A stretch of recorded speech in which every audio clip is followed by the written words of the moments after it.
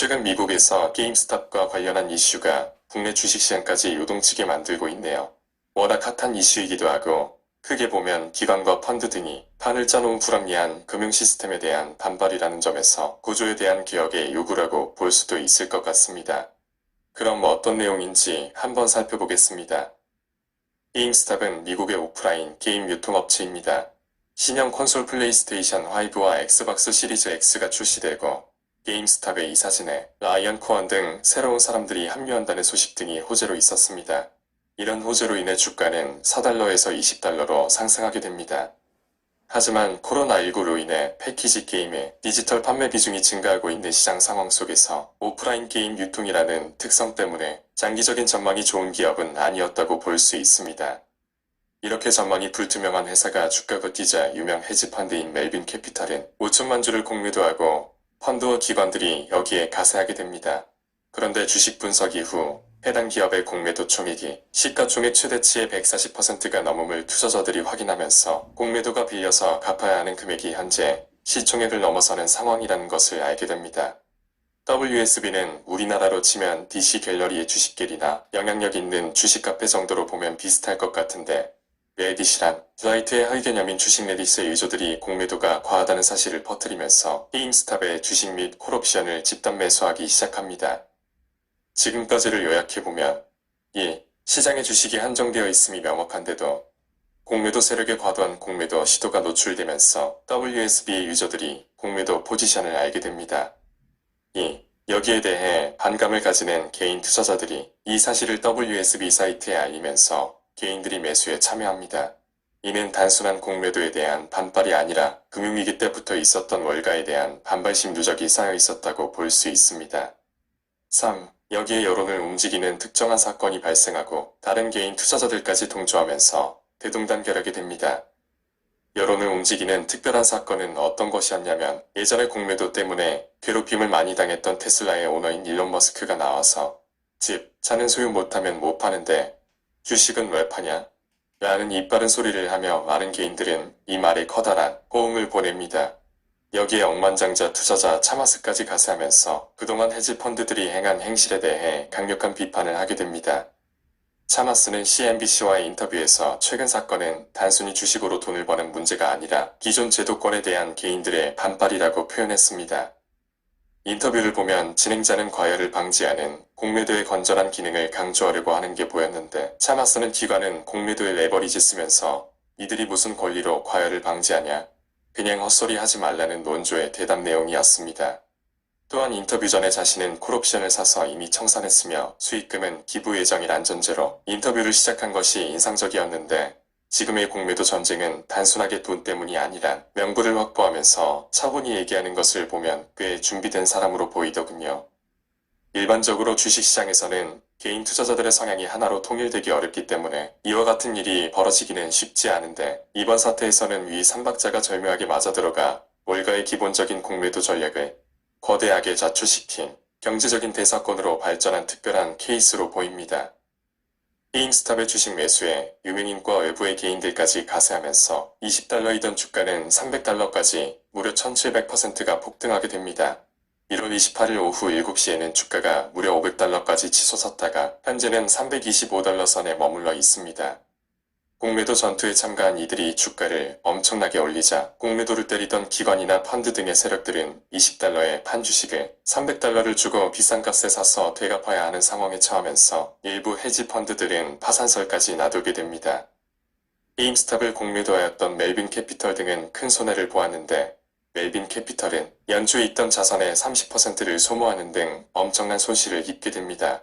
이렇게 강제 청산당할 위치에 있던 멜빈 캐피털은 시타델과 포인트 72 같은 헤지펀드 억만장자들로부터 27억 달러의 구제금융을 받게 됩니다.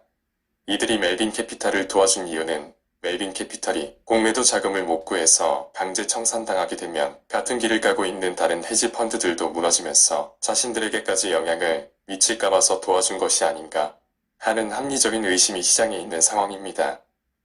이런 의심이 이유가 있어 보이는 것은 현재 게임스탑 이외의 종목에서도 공매도 전쟁이 벌어지고 있거나 벌어질 개연성이 있기 때문입니다.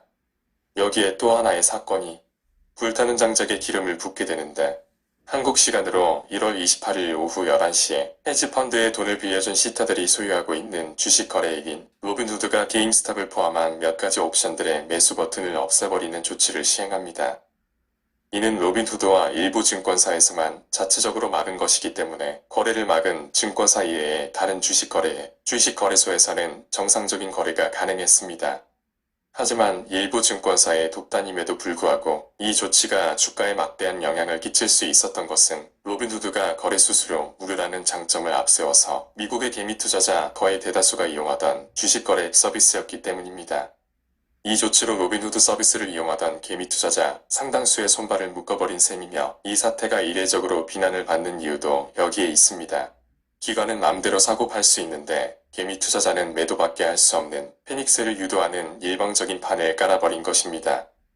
또한 로빈후드가 멜빈 캐피탈의 돈을 빌려준 시타들이 소유한 기업임을 생각하면 한마디로 눈에 보이는 양아치 짓거리를 할 정도로 급했다는 말과도 같습니다. 이렇게 로빈후드를 비롯한 일부 증권사가 게임스탑의 매수를 막자 주가는 장중에 60%가 폭락하기도 하면서 민주와 공화를 가리지 않고 정치권까지 가세하며 월가를 비판하고 개미들의 편에 서서 청문회를 개최하겠다고 선언을 합니다. 이렇게 헤지펀드 관리자들이 실행을 감수하고 자유시장을 조작하는 사상 초유의 사고를 저지르고 멜빈 캐피털은 저당 자산을 몽땅 탕진하고도 주가를 잠시 지연시키는 정도까지밖에 버티질 못하면서 이들은 추후에 다시 주가 폭등을 막을 수 있는 수단을 전부 상실했습니다. 그리고 실제로 로빈후드가 매수 제한을 풀자 시간 외거래에서 뉴욕 시간 오전 5시 30분 기준으로 게임스탑의 주가는 다시 $400 선을 넘나들게 됩니다. 사건이 커지자 현지 시각 28일 오후에 로빈후드의 CEO가 CNBC의 매수를 막은 이유에 대해 해명한답시고 나왔는데 앵커가 니들 무슨 생각으로 매수 버튼을 막았냐?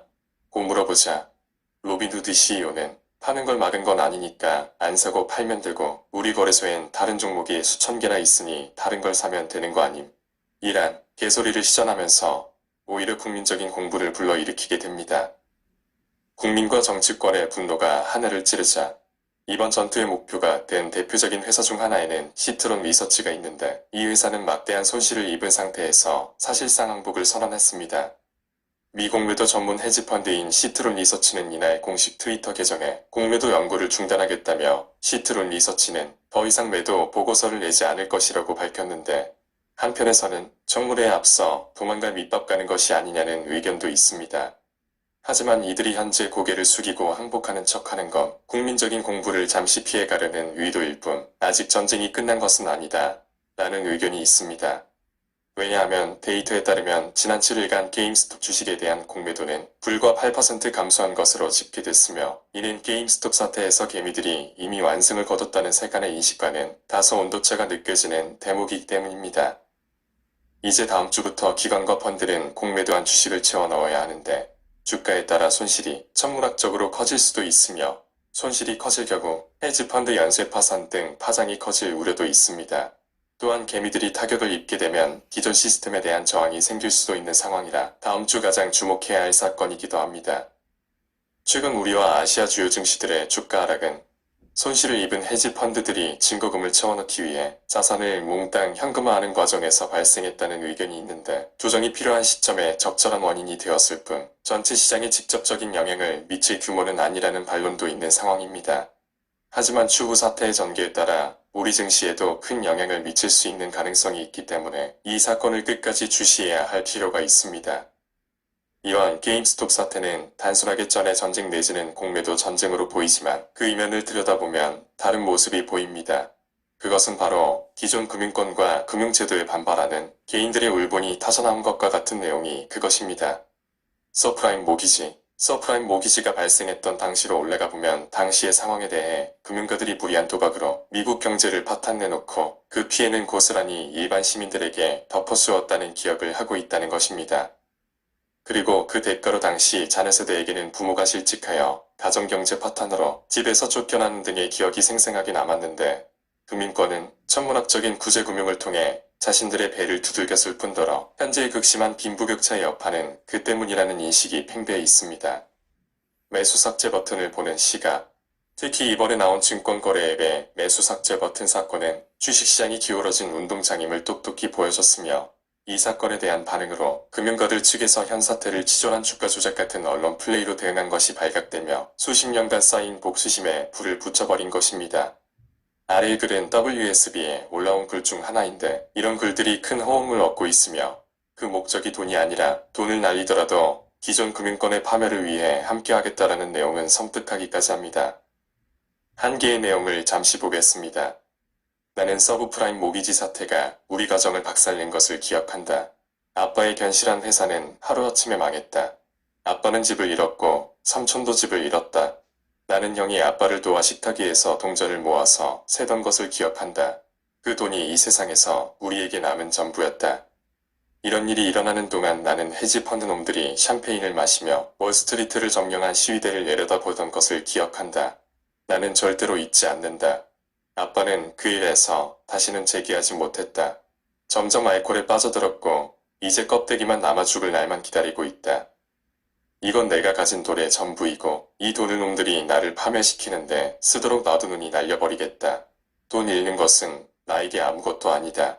나는 더 이상 돈이 중요하지 않기 때문이다. 나는 놈들을 망하게 하기 위해 그 돈을 다 불태워 버릴 것이다.